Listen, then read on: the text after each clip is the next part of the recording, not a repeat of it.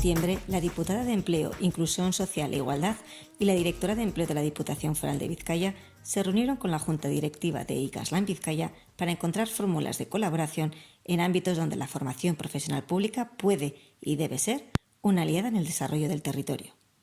Entre otras cuestiones, se analizaron las diferentes vías de cooperación para atajar la escasez de profesionales en determinados sectores productivos del territorio, mejorar la empleabilidad de personas mayores de 45 años, mejorar la capacitación técnica y transversal de las personas migrantes de cara a favorecer su integración laboral y social.